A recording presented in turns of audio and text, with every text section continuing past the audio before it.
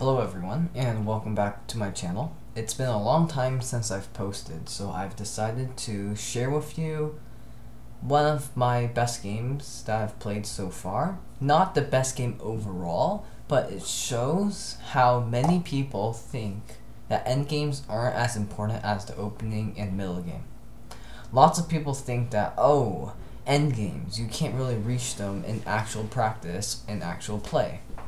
But when you become stronger, or if your opponent wants to play an endgame, you must know that the endgame is very important. And I am here today to show one game where neither of us played really well in the opening and middle game, but in the endgame, I got the upper hand, and later on, I managed to convert it into a win, despite it looking completely drawn or even worse for me. Without further ado, let's get started. So in this case, we played a classic Sicilian, and specifically here, we played a knight orb. So after knight takes d4, knight f6, knight c3, a6, classic knight orb. My opponent plays bishop e3, which is the English attack. And here after e5, knight b3, bishop e6, bishop e2, which is the bishop e2 line, which white wants to short side castle, bishop e7, castles, knight bd7, and here white makes a mistake. White played f3 in this position. Now f3 and bishop e2, these pieces do not go together. You don't put your bishop on e2 if you want to play your pawn on f3. Instead, your bishop usually stays on d3 or usually on f1 only, but definitely not on e2 because then it's completely blocked by this pawn. Usually, in this case, white wants to play the move f4. It's a very standard idea that after bishop e2 is played, the f4 push comes in. And in this case, I can play e takes f4, after bishop takes f4, castles, bishop takes d6, I have queen b6 check, which forks the queen bishop, which means in this case, opponent usually plays king h1, then you can play knight e5 in this position, and this position is slightly better for white, just like almost all variations. The equalizing variations are usually not there, but it's a playable variation for both sides. However, if we go back, we can see that f3 is not a good idea here. It just blocks out this bishop, and I took full use of this by continuing to develop castles, queen b2, b5, a3, and here I play knight b6, threatening knight c4 and trying to win the bishop pair. Here my opponent played rook fd1, which puts pressure on d6, and I want to push d5 in this position, so I decide to sidestep with queen c7, king h1, rook fd8, bishop takes b6, queen takes b6, and in this position my opponent decided to play the move knight d5, which completely shuts down my chances of playing d5. But after knight takes, e takes, bishop f5, this pawn on d5 usually becomes a weakness later on in the game. And as we'll see, I did win this pawn back in the future, but it was not in the correct circumstances. Here, white played the move bishop d3. I happily traded. So now I have the star-squared bishop that looks like a bad bishop at first, but will become a much better piece in the future. In this case, I played move a5 because I want to try to push the knight away. So my opponent plays knight d2 immediately, which is a very solid move, threatening to play knight e4 or trying to regroup his knight to f1 to e3 to f5. Both of them are possibilities. I play rook c8, b3, so white wants to play c4 actually, and I can't really stop it right now, so I decided to play g6 because I might have f5 ideas in the future, and it's always a good idea to put your pawns on light squares when you have a dark squared bishop.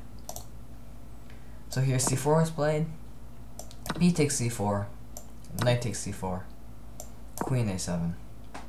In this position, my opponent played the move b4, and it was at this point that I realized that my play where I thought that I was better isn't that clear anymore, because although white doesn't have as a good pawn structure as I do, because white has this isolated d5 pawn, he's going to have an isolated pass pawn, but the knight on c4 suddenly appeared to be a lot better than bishop at on e7.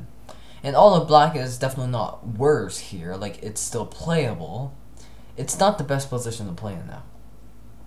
In this position, I played a takes b4, and after a takes b4, I played the ambitious move queen f2. The point of queen f2 in this position is to play the move queen h4, which attacks the pawn h2 and allows the bishop g5 f4 idea to come in. Basically, because we have the queen side pass pawn, I'm trying to attack on the king side.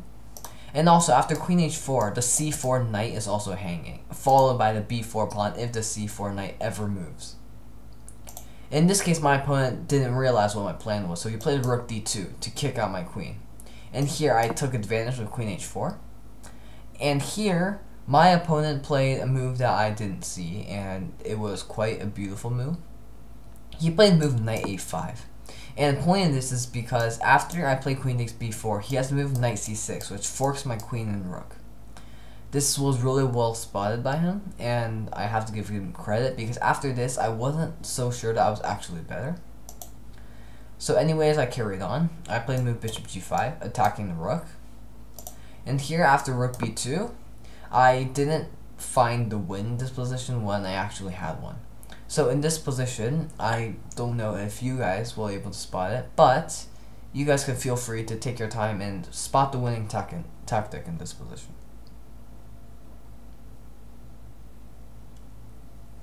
Alright, so I hope you took some time in this position. In this position, the best move for black to play is the move e4. Now the main reason why this move works, and the move that I missed, is because this pawn attacks the queen. And it looks like that's just a completely free pawn, so let's say we can take. Well, the queen trade is okay for black here, but after the queen trade, black has this beautiful move bishop f6, which pins these two rooks together and thus skewers them. And as you can see, bishop f6 is a very clear threat. But in this position, there is simply no way for white to prevent this. If white tries to get on the diagonal, that just makes this even worse, because then bishop f6 pins everything and the queen's protecting the bishop. So that doesn't work, and because the queen is hanging, there's no way to stop bishop f6, and thus black is going to win in exchange in this position. So back in the game, I did not find e4, and I did not find the best move. Another move that I could have played, though I disagreed with, and later my judgment was correct, is playing the move bishop f4. It also looks like a really strong move because it threatens queen takes h2 mate, which forces g3 and bishop takes g3. But this move isn't as good as it looks, as now that the rook is protecting the h2 pawn, white can play the move knight c6 here, and even though black is up a pawn, and it looks like it's a really good pawn, black's position actually isn't that good. The main reason is because the bishop on g3 is very awkward and doesn't really have a good place to go to. If it plays bishop f2, white can chase the bishop with rook f1, and after the move bishop b6, because if bishop d4 the knight can trade and then black's advantage is gone, then white can play move rook c2, and as you can see, this knight on c6 is a really good piece, and that's the main reason why white's not taking the exchange in this position, because if white plays positionally, white is going to have a much better position here. And that is the exact same story here. If black wants to keep his exchange, and although white's definitely not going to take here because that knight's a lot better than a rook, if black plays move rook d7, for example, white can play the move b5. And as you can see, this passed pawn is now a really big threat, as the queen and bishop are temporarily stuck. The bishop can't move into any good spaces, as we just covered before, and if the queen moves, the bishop is hanging. So this is why bishop f4, and like my judgment, wasn't the best move. I played a okay move. Queen d4 is also a really good option here to trade into the endgame, but instead I decided to play the move rook c1 check. And the main reason why I played this move, even though it's not the best, is that after rook takes c1, bishop takes c1, I am forcing the move rook e2 because my queen is attacking e1. Unfortunately for me, I miscalculated again because these moves by my opponent were really strong. My opponent found the move g3, and I must say I'm really impressed about this move because g3 doesn't look that good at first sight because it's weakening the king structure, but in fact it's the only move that actually saves white and in fact gives white the advantage. I completely missed this, and here I was low on time. This was a rapid game, this wasn't classical, So I decided to play the move Queen d4 because I thought that I could get a better chance in the endgame because I was confident in my endgame skills. However, after this trade, you can clearly see immediately without thinking that white has to be better here. The knight after reaches c6 here is going to be a lot better than this sideways bishop on c1. That's obvious. However, I was hoping that my opponent, with all of his amazing middle game and opening technique, wasn't going to be as good as I am in the endgame. And here is the purpose about the endgame, which I stated before. These beautiful tactics about g3, after your opponent wants to queen trade with you, in this position there's simply no way for white to avoid a queen trade. And even though white is better after the queen trade, he's not winning. And that really matters, because in endgames, if you're not winning, you can still mess up, and then you can still lose. And that's what makes endgames so hard to play, because one move and you're toast, even if it's a very, very natural move. So in this game, after queen d4, queen takes d4, e takes d4, rook b3. In this position, I played the move rook b8. And as you can see, these pawns look really bad. I want to trade at least one of them. And after knight c6, which looks like it just picks up a pawn for free, right? In this position, I can play the move rook b5, and that's what I did in the game. And the main reason is because the d5 pawn here is going to be traded for the d4 pawn here, and after that we will both have a passed pawn. And even though white is obviously better here still, a key fact in all endgames is that bishops are a lot better at dealing with passed pawns than knights are. And I was going to try to use that point in order to win. However, my opponent could have had a small trick up his sleeve. And this was the trick rook d3. And this move actually isn't a good move if black doesn't know what he's doing. However, here black practically needs to make sure that he doesn't lose his pawn, otherwise black's going to be stuck in a worse position for the rest of the game. So the point of rook d3 is to play rook takes d4 instead of knight takes d4. So you might be asking, why can't black play rook takes d5? But that's because white has moved knight e7 here, and that forks the king and the rook, and that's not what we want to see. Whoops, my bad. So after rook d3, in this position, black has to play either bishop e3 or bishop b2. And you can take your time to think about which is better, but I'm just going to carry on here. The better move in this position is bishop e3, though it's very unclear at first sight why this move is better, and I honestly still have no idea why this move is better than bishop b2. I honestly feel like they're both about the same, and this is probably going to be a draw. However, the main reason why rook d3 is a better try is that after knight d4 and rook takes d5, even though the computer says that white is better, it's actually really unclear. So what advantages do white have? And these are 3 common endgame questions that you should always ask yourself after every trade of pawns, after every piece movement that looks very fishy, like your opponent's trying to plan out something but you don't know what he's trying to do, that type of fishy. Or, man, this is the most important thing, you have time, your opponent has no time, or you have no time and you want to invest some time to figure out what the best move in this position is. So, question number 1. What advantages do I have that may allow me to win or at least secure a draw? Here, black's main advantage is that this is a bishop and this is a knight. The bishop is a lot better at blocking passed pawns than knights are. The second question you should ask is, what is my opponent's advantage here over me? In this case, white has a rook behind the passed pawn, which is always better than rook in front of a passed pawn. That's always the case. Also, white's knight is, at the moment, a better piece than my bishop. That's more than enough to say that this bishop will be better than this knight in the long run. So, in this position, my opponent must have also be thinking the same way, but instead of hanging on to this knight and playing a good move like knight e2 or knight c2 or knight c6, both of these moves are all good, Well, not knight c2 actually. Not knight c2. Knight e2 and knight c6 are both good moves. Because after knight c2, there's rook d1 and rook d2, so not knight c2. But the other two moves are equally good. But here my opponent decided to play the controversial move at first, b5. Now, the first thought you might be thinking of is, yeah, this is a free piece. Did your opponent just blunder? Well, technically no, because this passed pawn is unstoppable, for lack of a better word. You can't stop it without sacrificing a piece. However, white is sacrificing a piece before I am, and that's the crucial part of this story. So here, it's a free piece, so I'd have to take it. After b6, think about what is the best way for black to stop the pawn from promoting. And it looks like it's almost unstoppable, but it still is. So take your time and possibly think about how to stop this pawn. Alright, so hopefully you guys took some of your time on this. In this position, there are two equally good moves because they're basically the exact same move.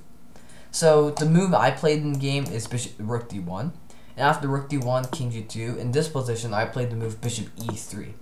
Looks like this bishop is hanging, but that's the whole point because you do not want this rook to be in front behind this pawn. You want to drag it out. And after bishop e3, if b7 is played, then I can play the move bishop a7. And all of a sudden, this position actually isn't too clear because it appears as though this rook can still play rook a3, and then I'm going to lose this bishop. However, in this position, I can play rook g1 check, and after king h3, the king's in a really bad position. I can play the move rook b1. And after rook takes a7, notice that this rook is not behind this passed pawn anymore. It's to the side of it. And so in this case, after I play king g7, this rook is pretty much stuck. And even though my rook is also kind of stuck, it can still roam freely along the b file. And this is not a pleasant position for white, unless white plays the move rook a6, which immediately trades down, and we have an equal position. So white played better. Instead of playing b7, white played rook takes e3, which is understandable and keeps this pawn alive. But here, after this rook leaves behind this passed pawn, I played the standard endgame strategy. Always put your rook behind your passed pawn or behind your opponent's passed pawn. And this is why in this position I played the move rook b1. It stops the pawn from advancing and also attacks the pawn at the same time. However, a key point, and this is the case in both working games and pawn games, passed pawns that are farther from the king are much better passed pawns than pawns that are more closer to the king. So as you can see, our kings are on the king side. The pawn on the b file is farther from the king side than the pawn on the d file. Thus, my opponent should be slightly better than me in this position. He played the move rook e8. And I played king g7. And then in this position, he played the move rook b8. So instead of playing a normal move and trying to consolidate this position, he's playing rook b8. He's going for the win. In this position, I played the move d5. And as you can see, this position looks really dull. Like, how is any side going to win? The key point to notice is that, and this is the truth in all endgames, never overlook the largest pawn mass in the position. A pawn mass is simply a huge clump of pawns versus another team's huge clump of pawns. In this case, that's the king side. And the main reason why people overlook the king side is because most endgame players, after they realize that there are passed pawns on the board, they forget about everything else and they just try to stop that passed pawn. And that's what my opponent did in this game, and that's why he lost. In this position, my opponent played king f2. He's not making his pawns get into good positions, but instead is playing his king to f2 and trying to stop this pawn immediately. My rook here on b1 has already stopped the pawn on b6, so I don't need to worry about that. In this position, I played d4. My opponent plays king e2, again, not caring about the king side. And in this position, I played rook b3. This is a crucial move, because it cuts off the king from the third rank, which makes maximum use of this rook, and keeps my pawn on d4 safe. The point of this is after white plays king d2, and white tries to get in the b7 ideas and trying to win, in this case, I can play the move d3. And this covers the square on c2. And thus, after this move, there's no way for the white king to kick out my rook on b3. And thus, this pawn and white's rook will stay here and stay put. And thus, this will be a dead draw. But white's trying to win, so he's not going to fall for the simple d3 ideas. He played f4. And now he's finally decided to rush me on the king side. f4, very standard move, making a pawn chain. However, as we will later realize, f4 might have been one of white's major positional mistakes. And I completely took advantage of this by playing h5. As you can see, I also have this pawn chain, and he also has this pawn chain. They both seem innocent looking. However, there is one crucial difference. My king is now able to march up this pawn chain, and there's no way for white to stop it. And that's the main problem. White decided to bring his king here instead of pushing on the king side of h3 and g4, which would have simplified the king side completely and given both sides a draw. In this case, my opponent played the move b7. Standard idea. I play king f6, and here my opponent plays the last resort move, h3. And h3 is definitely not a bad move. The only problem with this is, though, now white has to be extra careful. And this is, as I've repeated before, the main problem in endgames. A reasonable move might just lead to your downfall. And h3 probably would have led to my opponent's downfall if there wasn't another mistake. However, he did play another mistake, and that's why he lost. So in this case, I played king f5. If he plays rook f8, I can just play rook takes b7, and my rook takes f7. So there's no simplifying anymore. My opponent plays the move king d2. As I said before, threatens move king c2, so I decided to play the move d3. My opponent plays king d1, which is a mistake, because after the king is on d1, the king is completely on the back rank. And I took advantage of that by playing the move rook d2. And after my opponent played king c1, I played the move d2 check. And this move, if king takes b2, I can queen.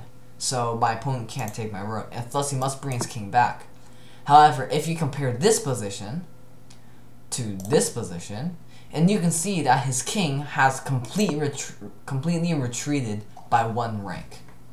And that matters so much because now this king doesn't have enough spare moves. This rook has no spare moves. These pawns have no spare moves. And thus, I am able to get him stuck in a position. And take your time and see what is black's best move in this position. Alright, so if you figured it out, congratulations. This one wasn't too hard, but the best move, and technically it's the best try because this position is still drawn, is playing the move h4. And the main reason why this works, and this is what we usually call in endgames a pawn break. This is when your opponent has 3 or more pawns, and you temporarily sacrifice usually, 1 pawn to break up the pawns. And when I say break up, it usually means tearing out the middle, and thus the 2 sides become vulnerable. This position is technically still drawn, but it's so hard to play now for white. In this position, my opponent, as white, played the move g takes h4. No, actually, sorry, my bad. G takes h4 is the correct move to play here. My opponent played the move g4.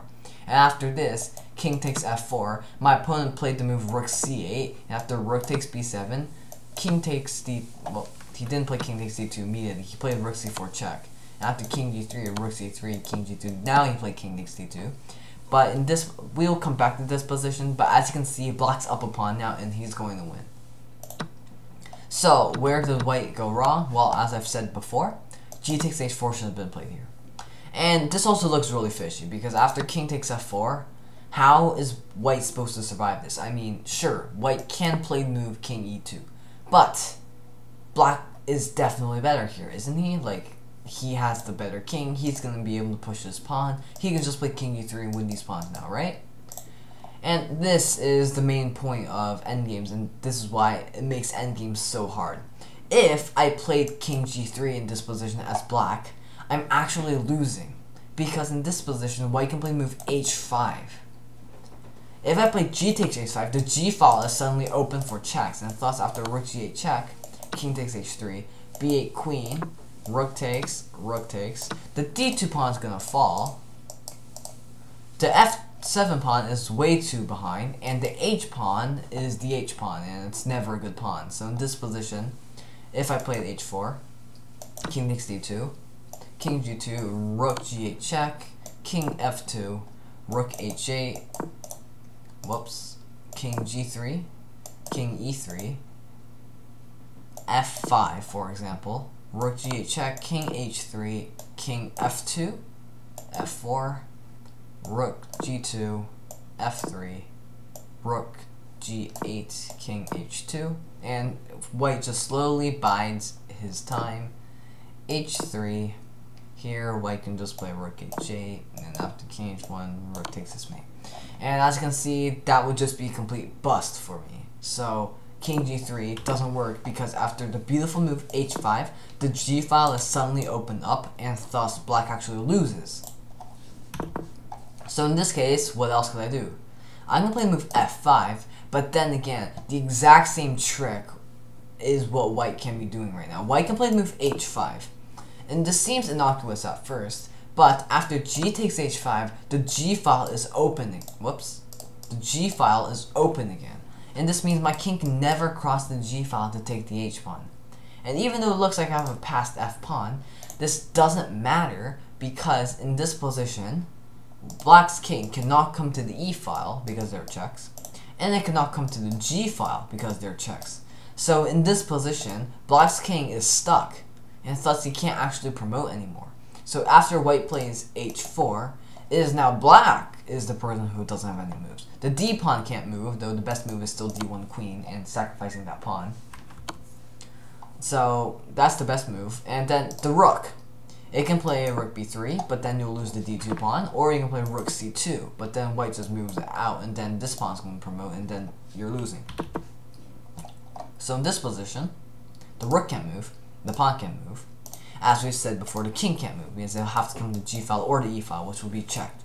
These two pawns can't move, and black's stuck. He can't do anything, so black has to sacrifice this pawn. And after king takes, king f3, king c1, rook b6, and this is going to be a draw because this f pawn will be equally as strong as this b pawn in the future, and it's going to be a draw. So that's how white should have proceeded. He should have proceeded with the very ugly looking move g takes h4, but he would have gotten a draw in this position. However, my opponent decided to play g4 check, and a very reasonable looking move ultimately causes their downfall. After king f4, rook c8, rook takes b7, rook c4 check, king g3, rook c3, king g2, king takes d2. In this position, there are many ways to win now because there's no one way. Black's completely winning. But take your time and think about the most strategic way to win in this position as black. So take your time. Alright, so in this position, the best move for black, which is a complete win, is the move rook e7. And this tactic is so common that people just completely overlook it sometimes. So what's the point of rook e7? It's to cut off the king from the king side forever. There's no way for the king to cross without trading rooks. And as you know from normal pawning games, if you trade rooks when you're down pawns, you're going to lose. And this is no exception. So in this case, what can white do? Well, my opponent decided to play g5. I played the move rook e5. Rook c7, king takes h3, rook takes f7, rook takes g5. Now I'm up 2 pawns. After rook a7, I played again the move rook e5 to cut off this king. And later on, it was revealed it wasn't the best move, but it was still a very good one. After rook a3, king g2, king d3, h3, and after king d4, I realized that there's no use for my rook on the e file anyways. I should have just brought to the f file immediately, but I still play rook f5 here. It doesn't really matter. After king e5, h2, here my opponent played a tricky little move, and if I'm not too careful, I could get myself into a mess. And that is the move rook a6, because here, if I promote to queen, after rook takes g6, king f2, king takes f5, we get into a queen versus rook endgame. And to anyone who's actually tried to win a queen versus rook endgame, this is a really hard endgame to win. It is a win, but it's really hard to play. And this is something I wouldn't recommend you try to get into if you're up 2 pawns and one of them's just about to promote. So in this case, I played the standard move, rook g5. Just protect the pawn, nothing special. And after rook a2 check, king h3, rook a3 check, rook g3, rook a1, rook g1, rook a3, king g4. In this position, my opponent resigned, because there's no way for him to stop this h2 pawn, and I'm just about to win. So, how did we get here? How did I win this endgame? Well, firstly, it all started with recognizing just how powerful endgame trading works. It all came back to this crucial move here of queen d4. After this trade, it was clear that white had to be better. He has to be better here. However, in this position, I played well and I managed to trade out the d5 pawn.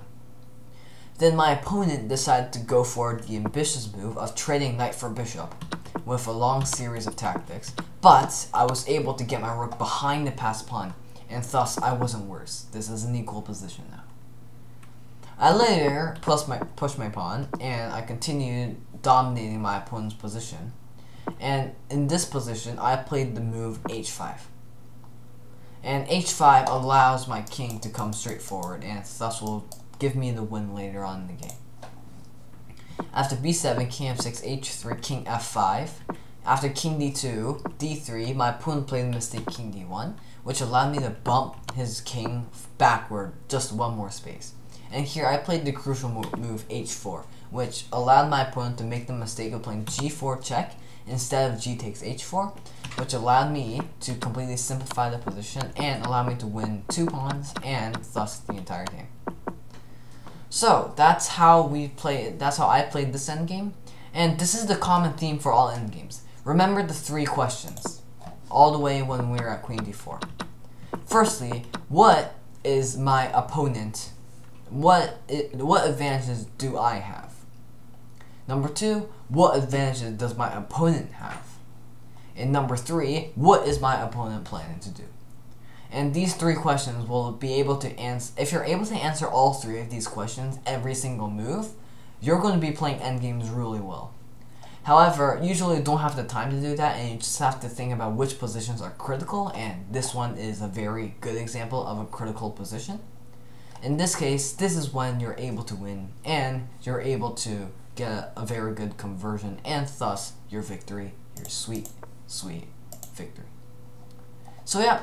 Thank you for watching this video. If you liked it, feel free to share, and obviously like, comment, and subscribe. And I'll see you in my next video. It will probably be coming shortly, so stay tuned. Bye-bye.